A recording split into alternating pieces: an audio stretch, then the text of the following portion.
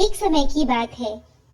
राजा जयचंद के राज्य में यशवंत नाम का एक बहादुर सिपाही रहता था। इस राज्य के लिए उसने कई लड़ाइयां लड़ी और राजा को हमेशा ही जीत दिलाई।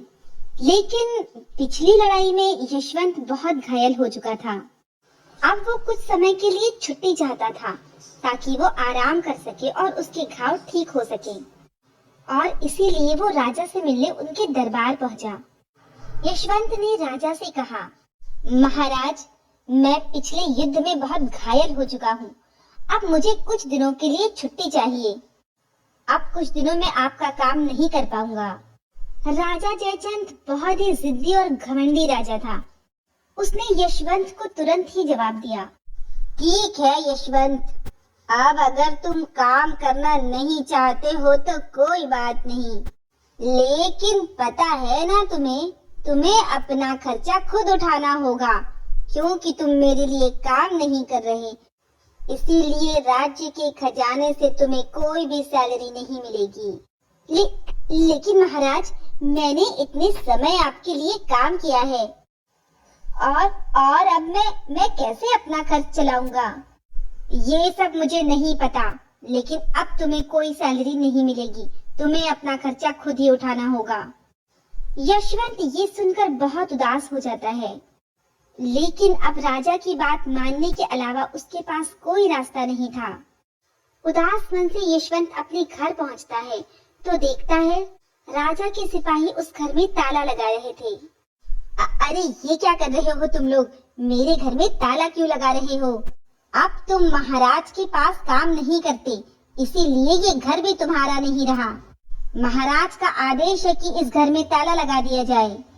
ऐसा कहकर सिपाही चले जाते हैं। यशवंत समझ चुका था कि राजा ने उससे वो घर भी छीन लिया है। यशवंत बहुत परेशान था। उसी परेशानी की हालत में वो जंगलों की तरफ निकल पड़ा। न जाने कितनी देर दुखी होकर यशवंत चलता रहा। फिर अचानक सामने उसी चूल्हे पर खाना पकता हुआ दिखाई दिया। वो जल्दी से चूल्हे के पास पहुंचा, लेकिन इससे पहले कि वो खाना खा पाता, चुड़ैल सामने आ गई और चुड़ैल कहने लगी, दूर रहो मेरे खाने से। यशवंत ने चुड़ैल से कहा, मुझे बहुत भूख लगी है, क्या मुझे थोड़ा खाना मिल सकता है और रहने के लिए जगह भी? अच्छा, तुम्हें खाना चाहिए और रहने के लिए जगह भी चाहिए। ठीक है, मैं तुम्हें दे सकती हूँ, लेकिन इसके बदले तुम्हें मेरा एक काम करना होगा। हाँ, बताओ क्या काम करना होगा? तो चलो मेरे साथ। चुड़ैल यशवंत को लेकर एक तहखाने के बाहर पहुंचती है और उसे उंगली दिखाते हुए कहती है, ये तहखाना देख रहे हो? मैं इसके अंदर नहीं जा सकती, तुम्हें इसके अंदर जाना है। तहखाने के अंदर तुम्हें एक मोती मिलेगा, वो मोती तुम मुझे लाकर दे देना, बस इतना ही काम करना है तुम्हें। यशवंत कहता है, ठीक है, मैं वो मोती तुम्हें लाकर दे दूंगा। यशवंत सीढ़ियों से नीचे उतरता है और तहखाने के अंदर चला जाता है। तहखाने में बहुत अंधेरा था। यशवंत चारों तरफ मोती ढूंढने लगता है। तभी उसे एक कोने पर टेबल पर रखा हुआ मोती दिखाई देता है। यशवंत उस मोती के पास जाता है और उसे उठा लेता है। कितना खूबसूरत मोती है ये। यशवंत मोती लेकर वापस आने लगता है। यशवंत देखता है कि चुड़ैल तहखाने के बाहर खड़ी है। हाँ, लाओ जल्दी से मुझे ये मोती दे दो। अरे पहले मुझे बाहर तो आने दो। नहीं, पहले तुम मुझे ये मोती दे दो, तब मैं तुम्हें बाहर आने दूंगी। नहीं, जब तक तुम मुझे बाहर आने नहीं दोगी, मैं तुम्हें मोती नहीं दूंगा।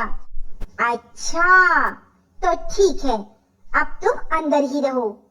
ऐसा कहकर चुड़ैल यशवंत को धक्का दे देती है और बाहर से दरवाजा बंद कर देती है। अब यशवंत वापस तहखाने में गिर जाता है।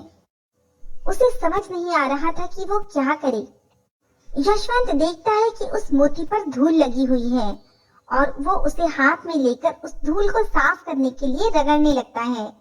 जैसे ही यशवंत मोती को रगड़ता है, एक छोटी सी परी सामने आ जाती है। अरे तुम कौन हो नन्ही परी, और तुम यहाँ कैसे आई? मैं परी रोजली हूँ। ये जो तुम्हारे हाथ में मोती है ना, मैं इस मोती के घिसने से आई हूँ। बताओ मैं तुम्हारे लिए क्या कर सकती हूँ?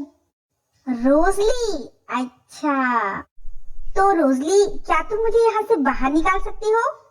हाँ हाँ, क्यों नहीं, जरूर। ऐसा कहकर वो नन्ही परी यशवंत को बाहर निकाल देती है। और कुछ? हाँ, मुझे बहुत सारा पैसा चाहिए। रोजली उसे सोने से भरी एक पोटली दे देती है। यशवंत कहता है, अब तुम जाओ रोजली, जब मुझे जरूरत होगी मैं तुम्हें बुला लूंगा। रोजली चली जाती है। यशवंत शहर में आकर एक घर खरीदता है। रात हो चुकी थी, लेकिन यशवंत को नींद नहीं आ रही थी। यशवंत वापस से मोती रगड़ता है और रोजली को बुलाता है। बताओ यशवंत, मैं क्या कर सकती हूँ तुम्हारे लिए? रोजली, राजकुमारी मेरी दोस्त है, क्या तुम उससे मुझसे मिला सकती हो? ठीक है यशवंत। नन्ही परी उड़ती हुई राजकुमारी के कमरे में पहुंच जाती है और राजकुमारी को सारी बातें बता देती है। पिताजी ने ये ठीक नहीं किया। हाँ, मैं तुम्हारे साथ जरूर चलूंगी, लेकिन अगर किसी ने देख लिया तो? राजकुमारी, आपको और मुझे कोई नहीं देखेगा। मेरी जादू की वजह से आप अदृश्य होकर चलेंगी। परी राजकुमारी को अदृश्य करके उड़ा के ले जा लेती है। यशवंत राजकुमारी को देखकर बहुत खुश होता है। ओह राजकुमारी, तुम कितने दिनों बाद मुझे मिली। हाँ, मैंने भी तुम्हें बहुत मिस किया। पिताजी को समझाना होगा, उन्होंने तुम्हारे साथ बहुत गलत किया। पर वो नहीं समझेंगे। मेरे पास एक प्लान है। वो तीनों आपस में बातें करके एक प्लान बनाते हैं। परी रोजली यशवंत और राजकुमारी को लेकर राजा के दरबार पहुंचती है।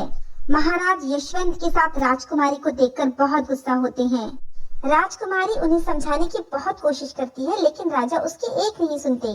तभी यशवंत परी रोजगिल को आदेश देता है कि सारा महल तोड़ दो। रोजगिल जादू करती है और महल टूटने लगता है। राजा डर जाता है। रुको, ऐसा मत करो, रुक जाओ। तभी यशवंत कहता है, महाराज, अगर आप इस तोड़फोड़ को रोकना चाहते हैं तो आपको मेरी बात सुननी होगी और मेरे साथ इंसाफ भी करना होगा। राजा अपनी गलती मानकर शर्मिंदा होता है।